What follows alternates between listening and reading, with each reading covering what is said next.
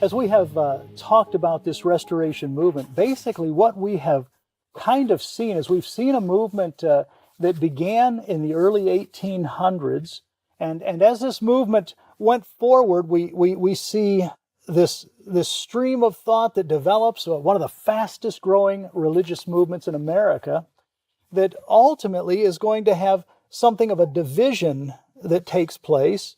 And as this division occurs, around 1906,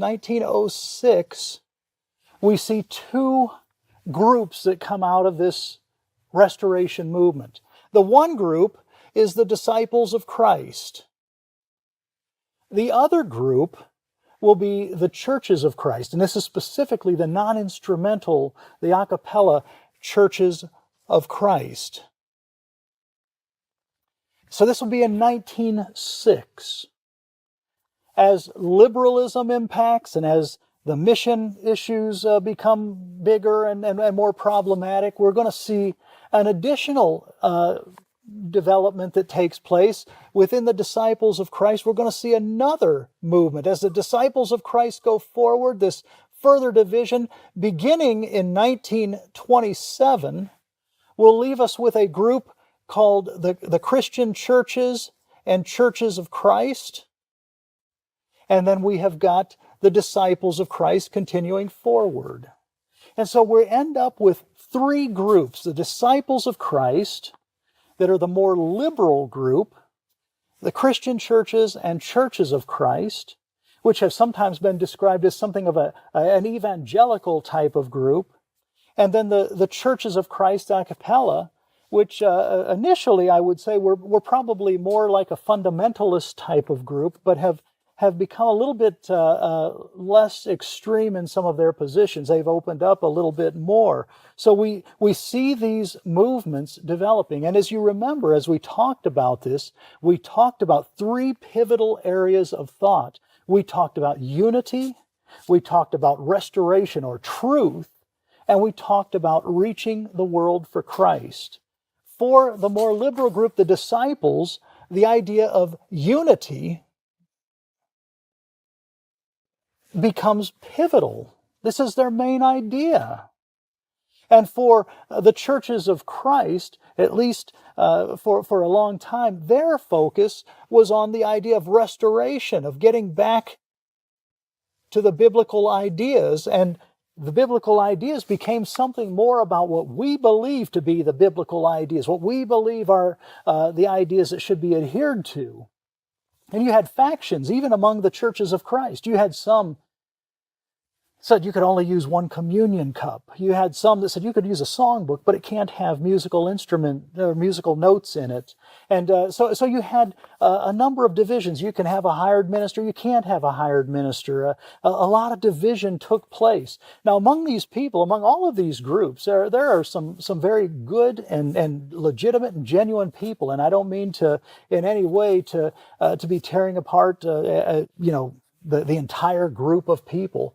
But in some ways, these groups developed in this way with the Christian Church of Christ sort of focusing a little bit more on the idea of mission, upon reaching the world for Christ. And that became some of their main ideas. I mean, they separated because of the missions issue and because of liberalism creeping into the missions.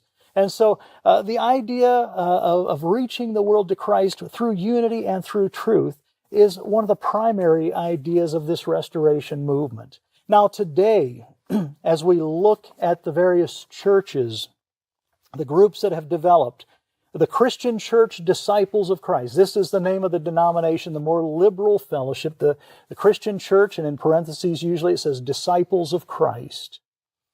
This group, again, this was a group that for many years they functioned with what became the Christian Church of Christ as more conservative element within the Disciples of Christ. But in 1968, the Disciples of Christ went through this whole process that became known as restructure. And the whole restructure program was sort of an effort to put the disciples back into being a denomination. In fact, they established a general minister and president of the denomination. They have a central headquarters for the denomination. They established an official logo for the denomination. So it has become kind of the early Restoration Movement idea of the disciples and the Christians and all this, they kind of were withdrawing from denominationalism, saying we don't want to have this denominational structure. When people in the Restoration Movement generally say we're not denomination, we're non-denominational, I've had people talk to me and say, well, you're just as much a denomination as anybody. You denominate yourself. But the idea is that we do not set ourselves up with a denominational framework. There's no bishop, there's no archbishop or some controlling figure. Each church is locally autonomous and controls itself. And that was a pivotal part of this Restoration Movement from its beginning. But the disciples have sort of turned that around, and they have established a structure that controls the denomination.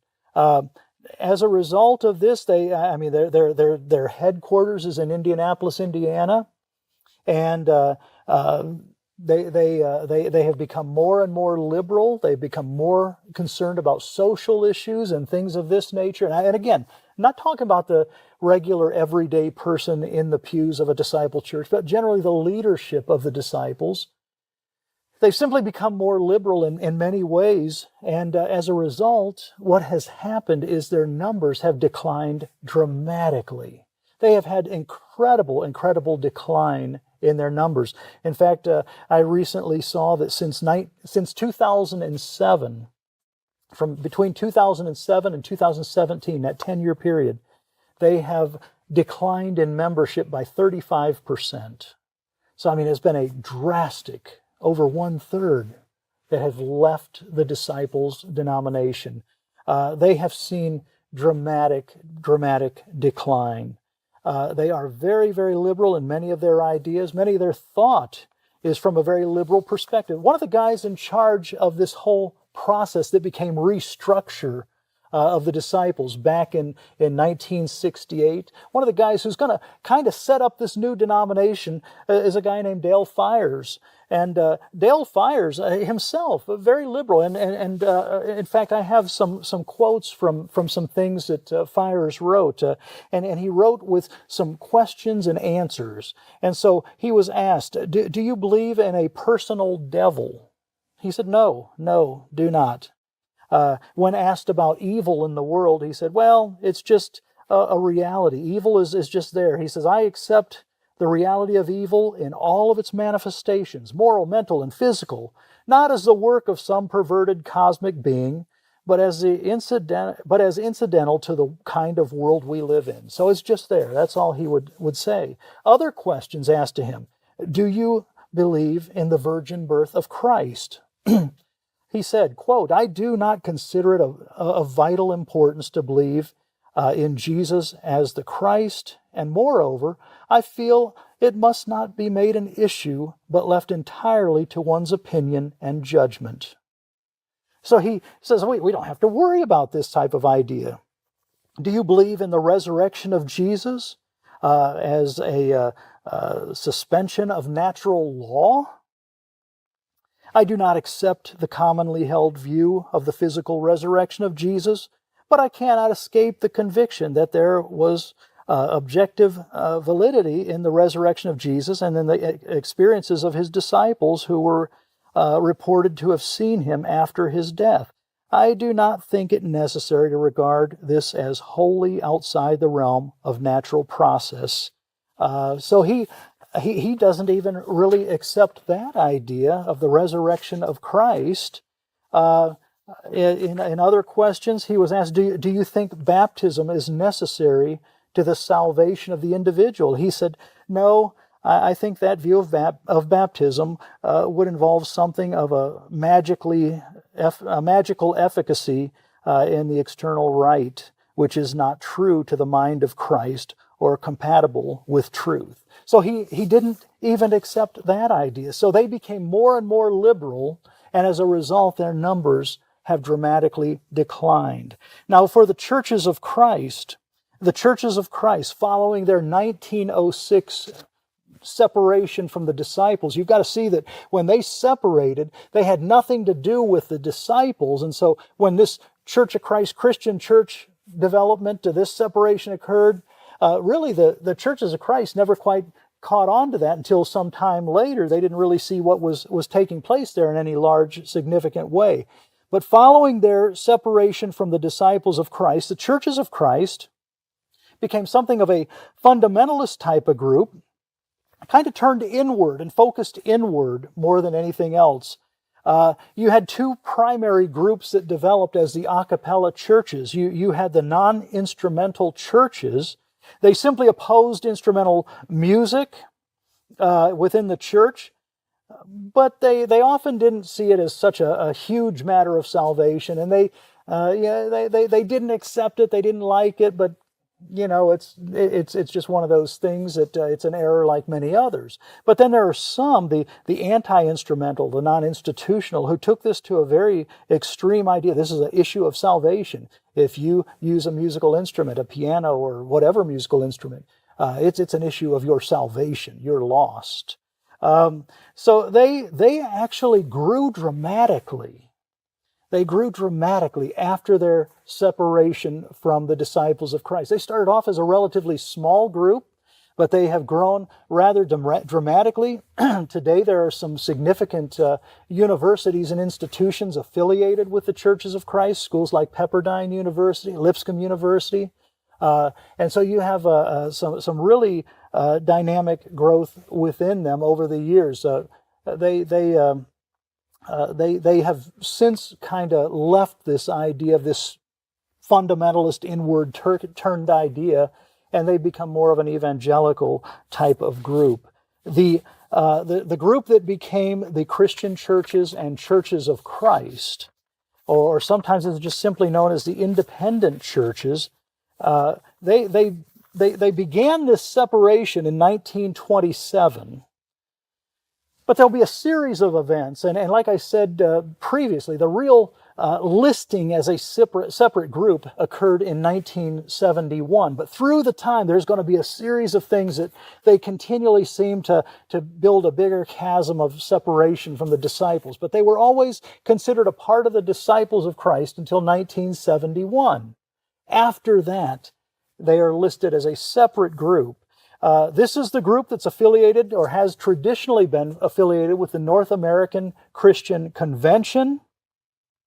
They have displayed, perhaps in the earliest days, a strong fundamentalist point of view, very inward focused, but they have generally now been more of an evangelical group. You're going to have people like James DeForest Murch, who actually was a leading figure in the evangelical, the National Association of Evangelicals. He's going to be one of the founding leaders of the Christianity Today magazine, and he's going to be a very prominent, very important figure for these Christian churches of Christ, and actually led the way when it came to this issue of should we remain a part of the disciples as they develop themselves into a denomination.